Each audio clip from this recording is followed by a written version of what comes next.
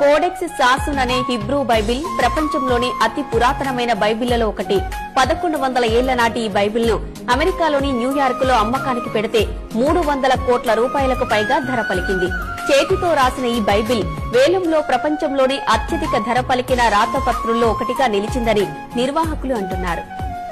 అమెరికాలోని న్యూయార్క్ లో 1100 ఏళ్ల నాటి హిబ్రూ బైబిల్ వేలంలో దాదాపు 313 కోట్ల 68 లక్షల రూపాయలకు అమ్ముడైంది. చేతితో రాసిన ఈ బైబిల్ ప్రపంచంలోని అత్యంత పురాతన బైబిళ్లలో ఒకటిగా ఖ్యాతిని ఆర్జించింది. కోడెక్స్ సాసున్ అనే ఈ హిబ్రూ బైబిల్ ను రొమేనియాలోని మాజీ యుఎస్ రాయబారి ఆల్ఫ్రెడ్ హెచ్ మోసెస్ కొనుగోలు చేశారు.